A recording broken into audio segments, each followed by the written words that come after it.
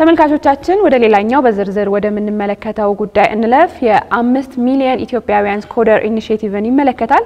እንግዲህ በቅርቡ በዚህ ኢኒሺየቲቭ ላይ በርካቶች እየተሳተፉ ይገኛሉ። በቅርቡ ነው የተጀመረው። በርካታ ኢትዮጵያውያን ወጣቶችም እንግዲህ ይህን ኢኒሺየቲቭ እየተቀላቀሉ ይገኛሉ። በዋናነት ደግሞ በቴክኖሎጂ ዘርፍ ተወዳዳሪ መሆን የሚችሉ ቢዝነስን መስራት የሚችሉ ወጣቶችንና ኢትዮጵያውያን ለማፍራት ታሳቢ ያደረገ ነው። ከዚህ ጋር በተገናኘ የተሰናዳውን ዘገባ ተከታትለን እንመለስ። የዲጂታል ኢትዮጵያን ለማረጋገጥ ወሳኝ ከሆኑ መሰረቶች መካከል የዲጂታል ስነ ምህዳሩን መገንባት እንዲሁም የዲጂታል ክህሎቶችን ማሳደግ አንዱ ነው። ለዚህም በርካታ ስራዎች እየተሰሩ ይገኛሉ። ከነዚህም መካከል የ5 ሚሊዮን ኢትዮጵያውያን ኮደር ኢኒሺየቲቭ አንዱ ነው።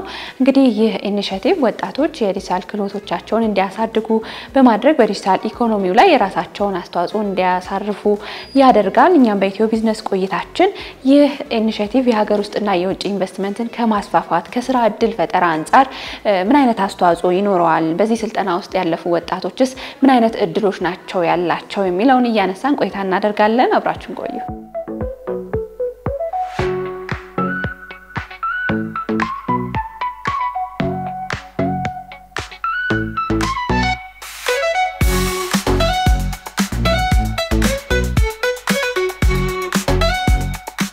ባለንበት ፈጣን የለውጥ ሂደት ላይ በዋነኝነት የሰው ኃይሉ ጎልብቶ አጠቃላይ በተለይ የተሰጡት ተልእኮዎቻችንና የዕለት ስራዎቻችን ለማቀላጠፍ በዋነኝነት የህዝባችን የእንደም ማህበረሰባችን ንቃተ ህሊናው በቴክኖሎጂው ላይ የተሻለ ግንዛቤ እንዲኖር ትልቅ አስተዋጽኦ እንዳለው ታምኖበት በተለይ እንደ ሀገር ያዝነው የዲጂታል ትራንስፎርሜሽን 2025 ሰፊ አስተዋጽኦ የሚያበረክተው የ5 ሚሊዮን ኮደርስ የመፍጠር ስራ ነው እና ከዛ ጋር ተያይዞ እንደ ከተማ ሰፊ ስራዎች እየተሰሩ ነው ያሉት።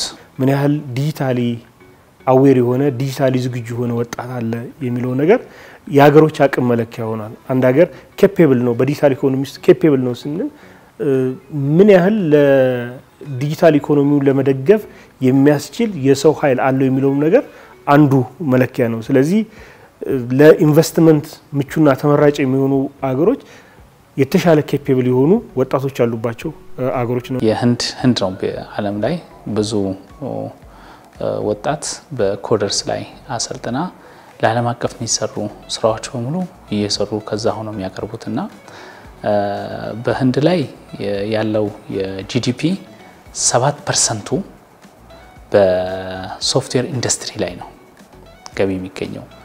በብር ሲሰላ ወደ 297 ቢሊዮን ዶላር ነው በየጊዜው በሶፍትዌር ኢንዱስትሪ ላይ ትርፍ እንደምታገኘው። ስለዚህ እኛም የዛን ተጠቃሚ መሆን መቻል አለብን።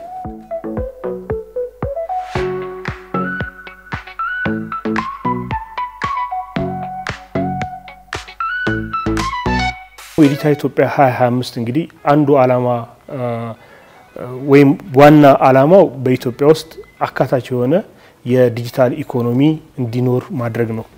አካታች ስልን በዋናነት ለሁሉም የህብረተሰብ ክፍል ተመጣጣኝ የሆነ የእድል የሚሰጥ ማለት ነው። እንግዲህ በዲጂታሉ ዓለም የዲጂታል ኢኮኖሚውን የሚፈጥረውን እድል መጠቀም የሚቻለው ማወቅ ሲቻል ነው፣ ስኪል ሲኖር ነው እንጂ ለምሳሌ የዲጂታል አገልግሎቱን ብታቀርቢም ኮኔክቲቪቲም ሌላውም ነገር ቢኖር ተጠቃሚው አካል ተገቢ የሆነ ክሎት ከሌለው ተገቢ የሆነ ዕውቀት ከሌለው ከዲጂታል ኢኮኖሚው መጠቀም አይችልም ማለት ነው።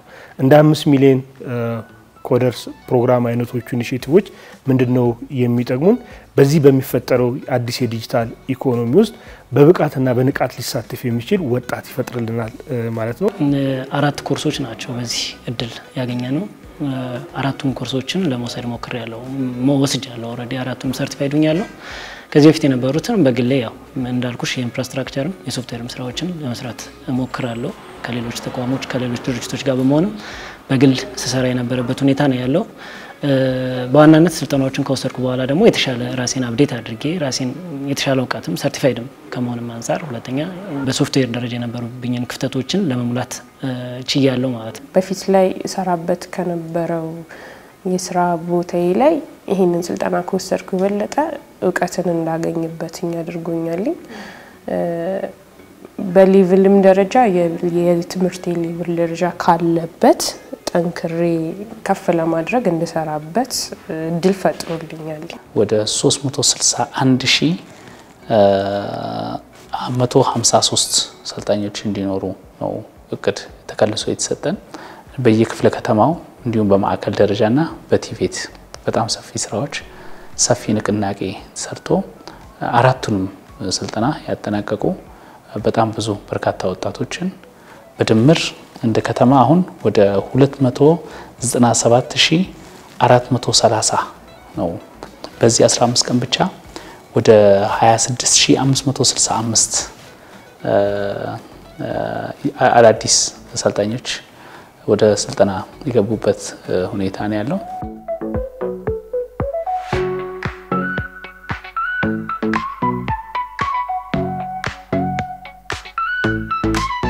እንግዲህ በዲጂታል ኢኮኖሚ ውስጥ ትልቁ ነገር ምርትና አገልግሎቶችን በዲጂታል ለተጠቃሚው ማድረስ ነው።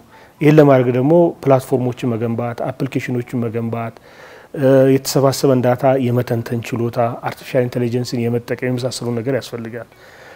ስለዚህ ሰዎች በዲጂታል ዓለም ውስጥ ምርት ተቀባይ ብቻ ሳይሆኑ ምርት አቅራቢ መሆን የሚችሉት እነዚህን ከፍ ያሉ ስኪሎች ሲያገኙ ነው ማለት ነው።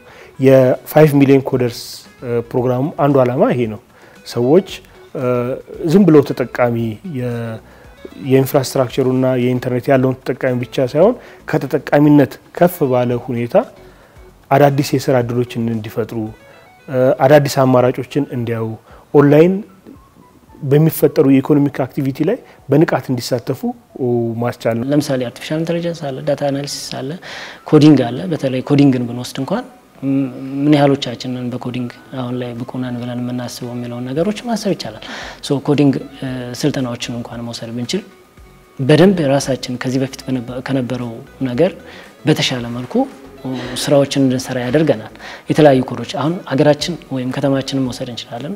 የሰጠችው ወይም ትኩረት አለው ለቴክኖሎጂው ራሷን ስማርት ሲቲ ስማርት ለማድረግ ጥረት እያደረገች ነው ያለችው። ሶ ስማርት ለማድረግ ደግሞ ስማርት የሆነ ቴክኖሎጂ ያስፈልጋል። ለሱ ባለሙያም ያስፈልጋል። ሶ ከሱ ጋር ተወዳዳሪ ለመሆን ባለሙያዎች እነዚህ አይነት ስልጠናዎችን መውሰድ ይፈልጋል።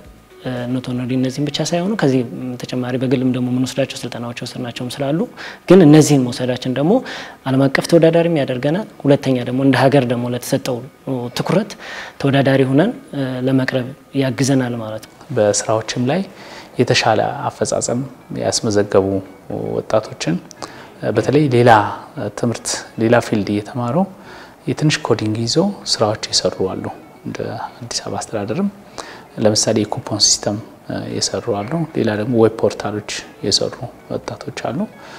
እነዛን ሲሰሩ ጊዜ እኛም ያው ከተግባራዊነቱና መደገፍ ያለብን እየደገፈን የንበት ሁኔታ ነው ያለው። ግን ዋናውና ትልቁ ስትራቴጂ የተፈለገው በተለይ እንደ ሀገር አቀፍ የዓለም አቀፍ ማርኬቱን ዝግጁ እንድንሆን ኢንተርናሽናል ማርኬት ላይ ዝግጁ እንድንሆን ነው። እንግዲህ በ5 ሚሊዮን ኮደር የሚሰጠው ስልጠና ዩዳሲቲ ከሚባል ፕላትፎርም ጋርና ከኤሚሬትስ መንግስት ጋር በተደረገ ስምምነት ነው። በተለይ ይሄ ዩዳሲቲ የሚባለው ፕላትፎርም በዓለም ላይ ለስራ የሚያዘጋጁ እውቀቶችን በመስጠት የታወቀ ነው።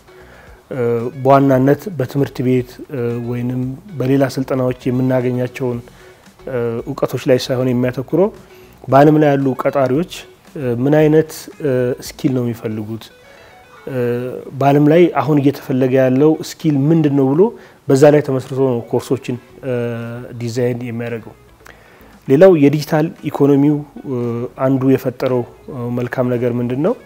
ስራን ከጊዜና ቦታ የማይወስነው ማድረጉ ነው። በተለይ በዓለም አቀፍ ደረጃ በተለይ አደጉ በምንላቸው አገሮች ላይ ከፍተኛ የሰራተኛ ፍላጎት አለ፣ እያረጀ ያለ ማህበረሰብ አለ። በዛው ልክ ደግሞ ኢሚግሬሽን ጠል ወይም ስደተኛ ጠል የሆነ የመምጣት ነገር አለ። በታዳጊ ሀገር ደግሞ ወጣት ኃይል አለ፣ ወጣት ትኩስ ኃይል ለስራ የተዘጋጀ አለ።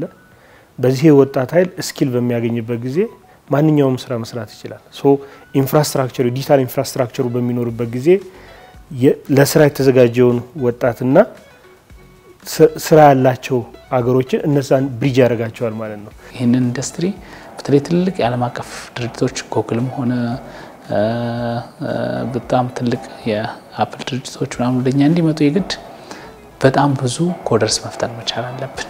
አቅም ያለው ያው እንደ ሀገር ከዚህ በፊት ዓለማችን ላይ የተለያዩ ኢራዎች ያሳለፍንበት ዘመናት ያሳለፍንበት ጊዜ ነበር።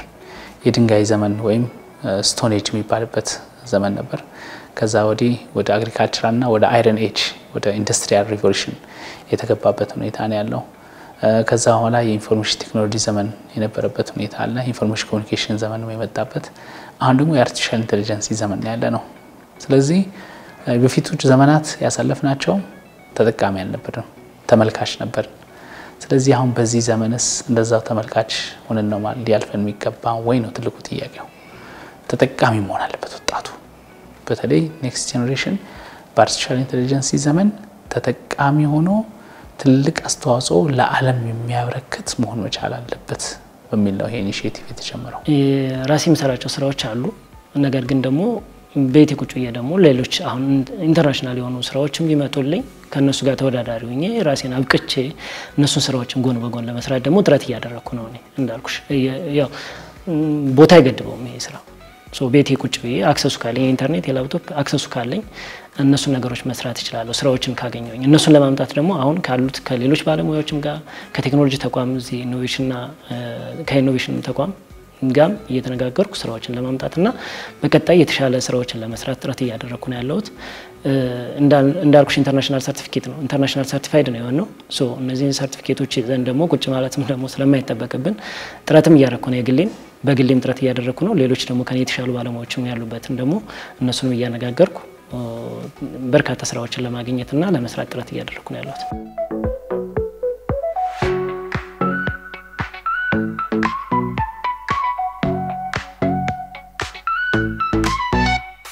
ስልጠናው በጣም ጠቃሚ ነውና ሁሉንም ስልጠናዎች ቢወስዱ ራሳቸውንም ማብቃት ይችላሉ፣ የስራ ክህሎታቸውንም ከፍ ያደርጋሉ፣ ለሌሎችም ተነሳሽነት ይፈጥራሉና ያላቸውን የስራ ክህሎት ለማዳበርም ስለሚጠቅማቸው ስልጠናውን እንዲወስዱ ጠቃሚ እንደሆነ ነው የምመክረው።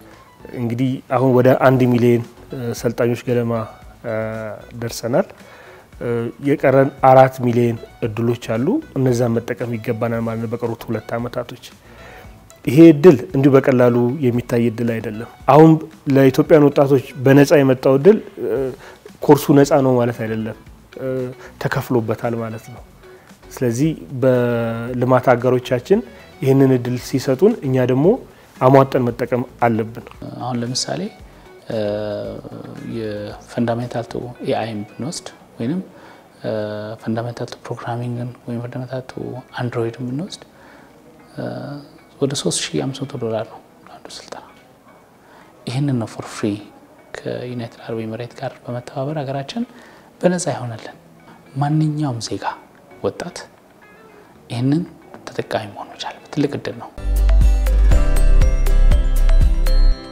ተመልካቾቻችን ለዛሬ የኢትዮ ቢዝነስ ቆይታችን ያሰናዳናቸውን የተለያዩ የቢዝነስ መረጃዎቻችንን ወደ እናንተ ስናደርስ ቆየን። መረጃዎቹን በማድረስ እኔ ጥላሁን አያሌውና ቃል ኪዳን ታደሰ አብረናችሁ ቆየን። በቀጣይ ፕሮግራማችን እስከምንገናኝ ጤና ይስጥልን።